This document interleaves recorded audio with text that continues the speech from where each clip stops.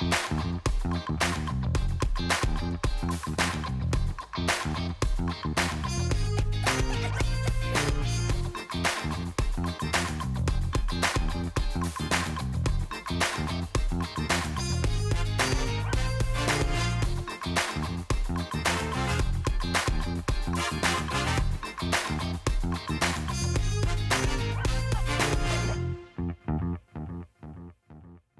order to function, our cells have to extract the chemical energy from organic molecules, from the food that we eat.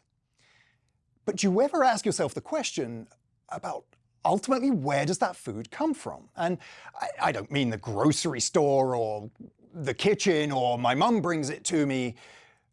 What I mean is, what is the ultimate source of those organic molecules that we consume? Or, in other words, how and where is that chemical energy first produced? Well, the answer is plants.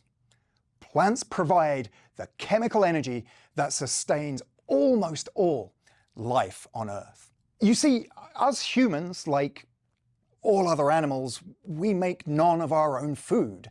We are entirely dependent upon the organic molecules that we consume in fruits and vegetables, and which the animals that we consume also eat, all of which is ultimately produced by plants using the process of photosynthesis.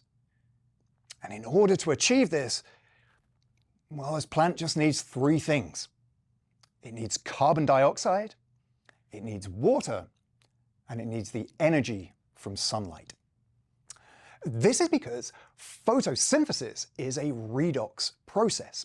Our first ingredient, carbon dioxide, is going to be reduced to form sugar. Our second ingredient, water, is going to be oxidized to provide a source of electrons to reduce carbon dioxide to sugar. And incidentally, at the same time, this results in the production of oxygen. And the energy required to excite those electrons so that they can be stored in the atomic bonds of carbohydrates, well, that comes from the energy of sunlight. Now, this process of photosynthesis takes place in two stages. The first of which we call the light-dependent reactions. And the goal of the light-dependent reactions is to produce two high-energy products, ATP and a high-energy electron carrier called NADPH. Those two high-energy products are then used in our second stage that we call the Calvin cycle. They are going to be used then to reduce that carbon dioxide to carbohydrate. Now, as we move through, as always, I don't want you to get caught up in all of the molecular details. The really important things to think about here are, what are our raw materials that we're using? Where are they coming from? And how are they brought together through these two stages of photosynthesis to produce sugar? First thing we should say is that photosynthesis takes place in these highly specialized structures called chloroplasts that are found in many types of plant cell, and you can see an example of them here. But key to notice, because it's central to the way they function, is that they are full of these membranous compartments that we call thylakoids. And these thylakoids are stacked, sometimes described as stacks of discs, that we refer to as granum.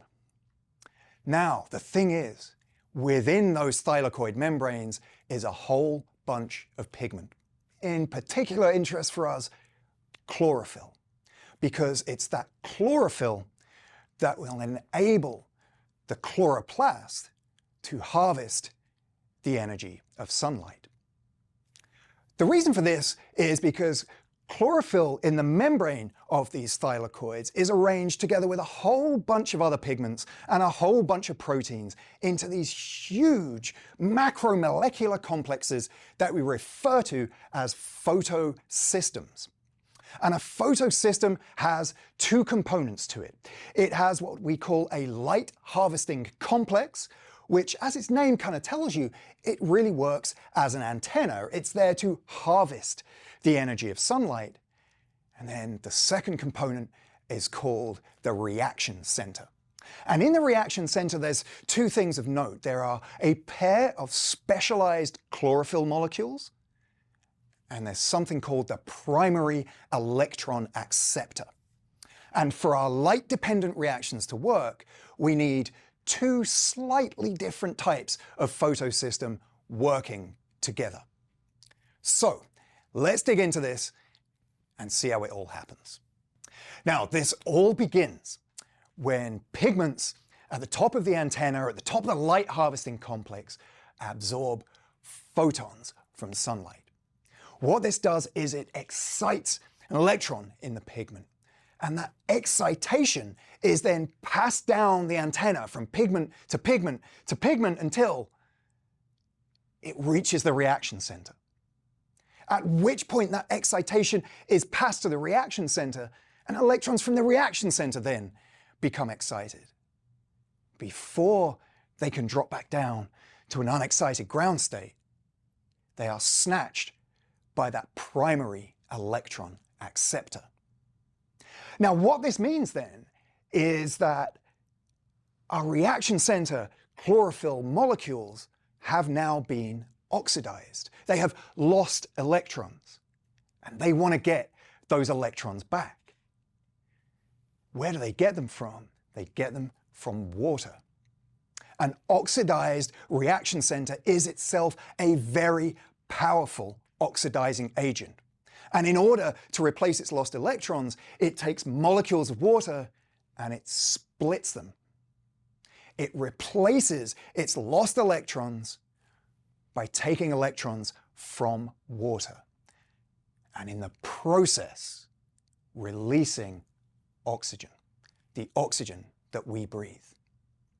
Now, this moment when that primary electron acceptor takes those electrons from our reaction center, from those excited chlorophyll molecules, actually represents the point at which the energy from sunlight begins its conversion into chemical energy. Now, what's going to happen to those electrons taken by that primary electron acceptor? Well, what it's going to do is it's going to pass them on to an electron transport chain. And those electrons are going to move along the chain, each member of which is more electronegative than the one before. And just as we saw in cell respiration, when you move electrons down that chain, some of that energy is used to pump protons. Those protons will be pumped into the lumen of the thylakoid. And what does that give us? It gives us a proton gradient. It gives us a proton motive force. And again, just like cell respiration, that proton motive force is used to drive chemiosmosis. Because as it turns out, also in the membrane of this thylakoid, there is an ATP synthase. And so those protons are driven through that ATP synthase, resulting in the production of ATP. Now, everything I've just described here in terms of the photosystem and the electron transport chain begins at what we call photosystem 2. You remember I said that there are two slightly different photosystems at play here. Well, as all this is happening at photosystem 2, photosystem 1 is also absorbing photons of light. And it is exciting the electrons in those light harvesting complexes. And that excitation is being passed down through photosystem 1 until it gets to the reaction center there. And it does the same thing. It excites electrons in those specialized chlorophyll molecules, and they jump up in state and are grabbed by the primary electron acceptor. But how does our reaction center here replace its electrons? Unlike what happens at photosystem 2, photosystem 1 does not split water. It replaces its lost electrons with the electrons at the end of that electron transport chain. So those electrons that went through photosystem 2 down through the chain are now used to replenish those electrons in photosystem 1. What happens to those electrons that were taken by the primary electron acceptor here? Well, they also get passed through an electron transport chain, but a much shorter one this time. And they get passed onto an enzyme. And that enzyme uses those electrons to produce NADPH. Those two high energy products, ATP and NADPH, are now going to be used in our second stage of photosynthesis, the Calvin cycle, to reduce CO2 into sugar. More specifically, what we're going to see is that the Calvin cycle utilizes atmospheric CO2, ATP and NADPH to produce a 3-carbon high-energy sugar called glyceraldehyde 3-phosphate. We're just going to call it G3P. Now, there's a small point, but it's an important one, that in order to make a molecule of G3P, the Calvin cycle needs to incorporate the carbon from 3 molecules of CO2. And the way to think of it really is that for each turn of the cycle, 1 CO2 molecule becomes reduced. So in other words, then it takes 3 turns of the cycle in order to produce a molecule of G3P. But by convention, what we do is we show the cycle as if the 3 molecules of CO2 go into it together. So that's how I'll try and take you through this. So this production of G3P in the Calvin cycle takes place in 3 steps. And again, I don't want you to get caught up on all the molecular details. The most important thing here is, again, to appreciate what goes in and how those components, how those raw materials are used to produce our output of sugar. So our first step here is called carbon fixation, and its name really tells you what this is all about. It is about taking that CO2 and fixing or incorporating it into organic molecules. The reason for doing this is that then makes it easier to process. It makes it possible to reduce it once you've incorporated it. So what happens is that for each of the 3 CO2 molecules, they become incorporated into a molecule of a 5-carbon compound called RUBP. Now, I know I just said don't get hung up on molecular details, but I just wanted to bring your attention to the enzyme that is responsible for doing this. Its name is Rubisco. It is the most abundant and certainly the most important enzyme on the planet. Carbon fixation is ultimately the source of the organic molecules that sustains nearly all life. If there's no carbon fixation, well, ultimately, there's no life. And Rubisco is estimated to be responsible for fixing 100 billion tons of carbon every single year. So when you take a CO2 and you take an RUBP and you put them together, what it gives you then is a 6-carbon molecule. But it turns out that 6-carbon molecule is so unstable that it immediately splits into 2 3-carbon molecules that we're just going to call PGA. Those PGAs, and remember, because we're talking about 3 CO2s, we would have 6 PGAs here. Those 6 PGA are now going to enter into our second step. And this is typically called the reduction and release step. And there's really 2 sequential reactions that we're interested here. In the first reaction, that ATP from the light-dependent reactions is used to energize the PGA molecules, to make them sufficiently unstable. Because what happens then is that those PGA molecules, when sufficiently unstable, are able to oxidize the NADPH.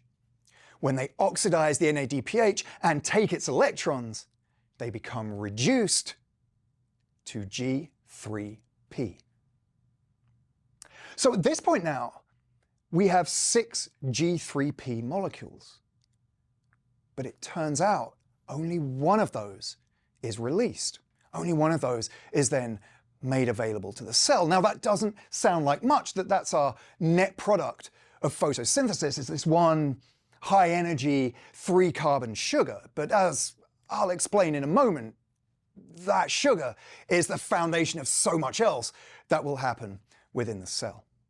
What happens to the other 5? Well, they go into our final step, we call the regeneration phase. So just think about this. We have 5 3-carbon sugars here.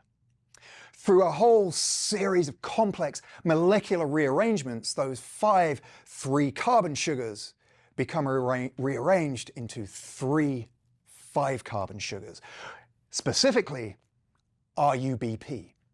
In other words, what you've done during that regeneration step is you've regenerated those original 3 RUBP molecules that are now available for the incorporation of 3 more carbon dioxide, and the cycle can continue. That's photosynthesis. What a remarkable process this is. I guess the question to ask, though, is, well, what happens with that carbohydrate? What happens with that G3P that the plant produces? Well, you take 2 G3P and you put them together, you get a glucose. And indeed, about 50% of the carbohydrate that a plant produces is used as fuel for cellular respiration. It is used to produce ATP to power all the rest of the cell's activity. What happens to the remainder of the G3P? Well, some of it is used as the building block, the starting material for a whole host of other organic molecules. And the rest, well, the rest gets stored as starch in the roots, in the tubers, in the seeds, and in the fruits that we eat and that the animals that we consume also eat. If you think about it then, what this means is that all cellular activity can be traced back to that energy of sunlight. So in a sense, we're all solar powered. And in another sense, that does kind of mean that in 4 billion years, when the sun burns out, life as we know it is done. And no one's going to care how you did in your biology class. And there's a comforting thought.